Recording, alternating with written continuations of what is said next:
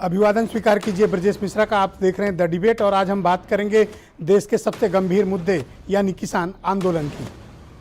पूरा भारत इस समय दो बड़ी विपत्तियों से घिरा हुआ है। पहला किसान आंदोलन और दूसरा कोरोना। कोरोना को लेकर किस प्रकार की ढिलाई और लापरवाही चल रही है पूरा देश देख रहा है। किस प्रकार से नए केसेस कोरोना के 70,000 के पार चले गए हैं रोजाना, मरने वालों की संख्या भी बढ़ रही है, लेकिन हालात कैसे हैं सबको बेहतर पता है। लेकिन मसला किसान आंदोलन का है। पिछले 4 महीने से ज़्यादा का वक्त हो गया है, दिल्ली के 3 बॉर्डर सीज हैं और अभी तक किसान आंदोलन का कोई हल निकालने में भारत सरकार कामयाब नहीं हुई है। राज्य सरकारों की भी इसमें अब कोई दिलचस्पी नहीं बची है। सभी कोई चुनाव कार्यक्रमों में व्यस्त हैं या फिर सरकारें अपने रोज़मर्रा के कामकाज पर, जैसे उन्हें याद ही नहीं है कि दिल्ली के 3 बॉर्डर सीज हैं और तमाम बड़ी तादाद में किसान भाई और बहन धरने पर, आंदोलन पर बैठे हुए हैं। 4 महीने से ज़्यादा का वक्त हो गया, पूरी सर्दी निकल गई है, अब गर्मी शुरू हो गई है, 40 डिग्री टेम्परेचर है और ऐसे में हमारे तमाम किसान भाई 3 बॉर्डर पर दिल्ली के बैठे हुए हैं। भारत सरकार जनवरी के बाद से इनसे कोई बातचीत नहीं कर रही है, बातचीत के सभी रास्ते बंद पड़े हुए हैं। तो क्या निश्चित काल तक इस तरह के आंदोलनों को छोड़ देना और सरकार अपने काम में व्यस्त रहे, ये ठीक बात है? क्या ये देश के लिए उचित है? क्या हम इस मसले का समाधान नहीं चाहते हैं? और क्या भारत की हुकूमत नहीं चाहती कि इस मसले का कोई अंतिम ठोस हल निकले? क्या हमने किसानों के आंदोलन को सरकार ने भुला दिया है या वो याद करना नहीं चाहते कि कोई बड़ा आंदोलन हो रहा है? क्या ज़रूरी है कि सरकार के कान तक कोई बात पहुंचाने के लिए किसान हंगामा ही करें या कुछ कारनामे ही करें तभी सरकार की नींद खुलेगी? किसी मसले को अंतहीन अनिश्चित काल के लिए यूं ही छोड़ देने से आप समस्या से थोड़ी वक्त के लिए निजात पा सकते हैं, लेकिन आगे चलकर यह समस्या कैंसरस बनेगी, एक ऐसा मोड़ पे पहुंच जाएगी जहां बेनतीजा होगा। और कहीं भी कोई सी चीज को अनिश्चित काल के लिए आपने यूं ही छोड़ा तो आगे चलकर आपको बड़ी परेशानी का सामना करना पड़ेगा। ये हमारे बड़े बुजुर्ग कह गए हैं। तो क्या कारण है कि किसानों और सरकार के बीच कोई सहमति नहीं बन पा रही है? भारत की सरकार और किसान यूनियनें एक टेबल पर बैठकर बातचीत क्यों नहीं कर रही है, मुझे आज भी आश्चर्य है। आखिर वो कौन सी ऐसी बात है कि दोनों को एक टेबल पर आने से रोकती है? क्या सरकार जिद पर अड़ी है कि वो बात नहीं करेगी, या किसान यूनियन जिद पर अड़े हैं कि हम बात करने नहीं जाएंगे? सुप्रीम कोर्ट ने जो कमेटी बनाई थी, उस कमेटी ने भी अपनी रिपोर्ट सुप्रीम कोर्ट को सौंप दी है। तीनों कानून पर फिलहाल का स्टे लगा हुआ है, लेकिन यह मामला ना तो सुप्रीम कोर्ट सुलझा सकता है, ना अकेले किसान यूनियन सुलझा सकती हैं। यह मामला भारत सरकार और किसान यूनियन के बीच का है।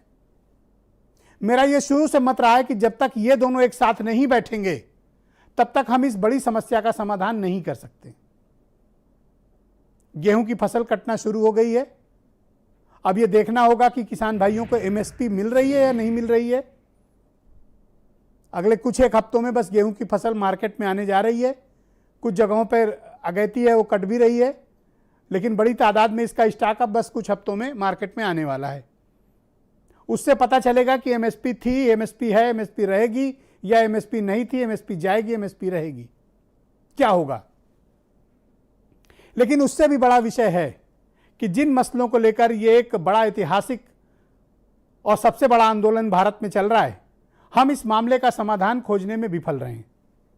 एक सरकार के रूप में हमारी ये जिम्मेदारी है, भारत की सरकार की ये जिम्मेदारी है कि अगर उसके नागरिकों में किसी उसके कानून को लेकर कोई असंतोष है तो उसको मिल बैठकर सुलझाया जाना चाहिए। डेमोक्रेसी का ये मूल मंत्र है। और मैं शुरू से इस बात की वकालत करता रहा हूं कि पेचीदा से पेचीदा मामले भी बातचीत की टेबल पर उसका समाधान निकला है।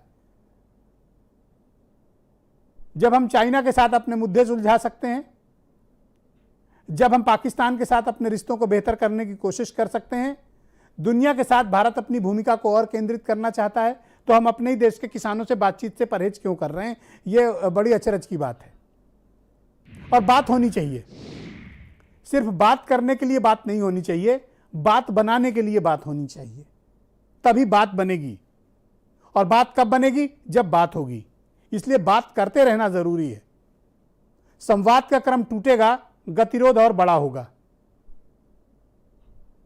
जैसे बातचीत से यह फार्मूला निकला था कि कुछ वक्त के लिए इस कानून को सस्पेंड कर देते हैं, तो ये कैसे निकला? बातचीत से निकला था।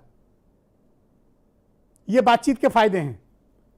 तो अगर कल्पना करिए कि जनवरी से वो बातचीत कंटिन्यू रही होती तो आज हम निश्चित तौर पर, मैं पूरे विश्वास के साथ ये बात कहता हूं कि हम इस मसले के समाधान की तरफ पहुंच गए होते। संवाद ही समाधान का विकल्प देता है, हमें यह बात हमेशा याद रखनी चाहिए। संवाद ही हमेशा समाधान का विकल्प देता है। मैं कोई लेक्चर नहीं देना चाहता, मैं कोई आदर्शवादी बातें आपको सिखाना नहीं चाहता, सरकारें कैसे काम करें यह मैं आपको बताना नहीं चाहता, लेकिन एक नागरिक के तौर पर, एक पत्रकार के तौर पर मैं ये जरूर चाहता हूं कि बातचीत के टेबल पे आप लोग लौटिए, बात करिए। जिन कानून के जिन प्रावधानों पर या किसानों को जो समस्याएं हैं, सरकार और किसान बात करें। और मैं तो उससे भी बेहतर विकल्प सुझाता हूं, बातचीत ओपन फोरम पे हो, लाइव ब्रॉडकास्ट हो, देश भी सुने कि सरकार का क्या पक्ष है और किसान भाइयों की क्या अपनी शंकाएं हैं। समाधान देश भर के लोग सुने। 135 करोड़ लोगों को जानने का हक है। हम दिल्ली के बॉर्डर को यूं ही सीज हुए छोड़ नहीं सकते हैं। कब तक छोड़कर रखेंगे? तूफान आता है तो कोई अगर सर गड़ा लेता है जमीन में इस उम्मीद में कि तूफान गुजर जाएगा, तो शायद ये गलती है। आपको सामना करना पड़ेगा, बात करनी पड़ेगी, चुनौतियों का मुकाबला करना पड़ेगा। अब जिस प्रकार से किसान आंदोलन तैयार हो रहा है और जिस प्रकार से प्रतिदिन रणनीति बन रही है, अब 10 अप्रैल से आंदोलन और तेज होने जा रहा है। क्रमवार हर हफ्ते कोई ना कोई कार्यक्रम है इनका। अभी सरकार पश्चिम बंगाल के और 5 राज्यों के चुनाव हैं, वहां व्यस्त है।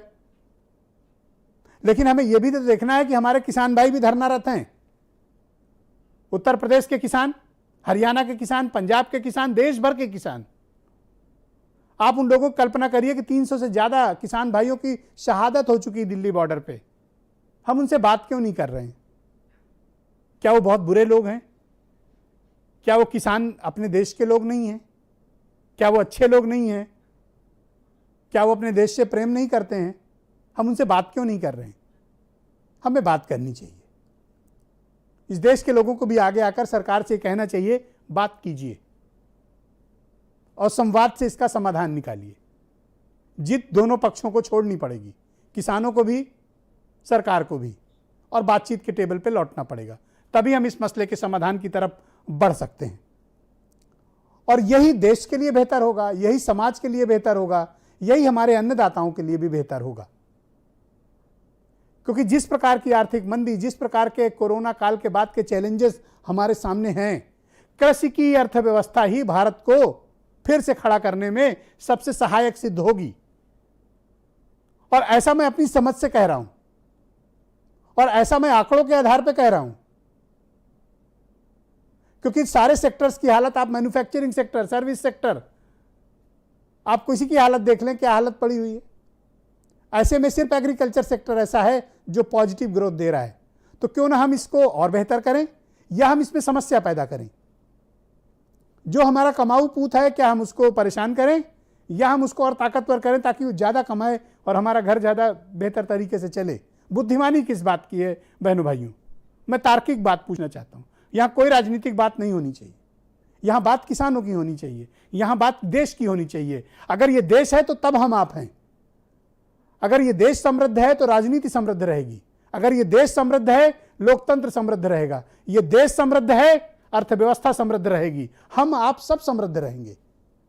तो ये इसमें समस्या क्या है?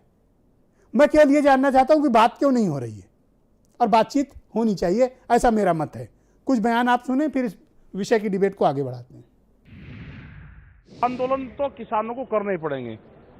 आंदोलन नहीं होगा तो जमीन नहीं जाएगी। इनकी अगला टारगेट जमीन है, जमीन जाएगी, रोजगार गए, जमीन नहीं जाएगी और ये मजदूर बनेंगे। 8 महीने और आंदोलन चलाना पड़ेगा। अभी सरकार लठ मारे, सरकार जेल में ले जाए, पानी मारे, हमने खाएंगे उनसे, पीटेंगे उनसे, हम किसी पे हाथ नहीं उठाएंगे, लेकिन संसद पे जरूर जाएंगे। सुप्रीम कोर्ट ने जो 4 सदस्यीय कमेटी बनाई थी, एक सदस्य ने इस्तीफा दे दिया, लेकिन बाकी 3 सदस्यों की कमेटी ने सर्वोच्च न्यायालय को अपनी बंद लिफाफे में रिपोर्ट सबमिट की है। मामला सर्वोच्च न्यायालय के पास है। हम अभी भी बाहर बात करने के लिए तैयार है, लेकिन राजनीति से प्रेरित होकर तथाकथित किसान नेता आगे नहीं आ रहे हैं, तो इसलिए सर्वोच्च न्यायालय का फैसला आने दीजिए। ये सरकार अपने अहंकार में अडानी और अंबानी जैसे व्यापारियों के समर्थन में आकर के जिस तरीके से उन काले कानूनों को थोपना चाहती है, वो अपने आप में एक अक्षम्य अपराध है और पाप है, और इस पाप के भागी भी भाजपा वाले बनेंगे और उसके बाद किसानों के श्राप के भागी भी भाजपा वाले बनेंगे। अब ये जो लड़ाई है वो अमीर बनाम किसान के जमीर की है, तो मैं समझता हूं कि इस देश का, और समाजवादी पार्टी भी यही समझती है कि इस देश के किसान का जमीर जिंदा है, और वो अमीरों से, जो सरकार अमीरों के पक्ष में खड़ी है, जो अमीर के पक्ष में सरकार खड़ी है, उनसे अपना हक इस देश का किसान लेकर के रहेगा। आज की डिबेट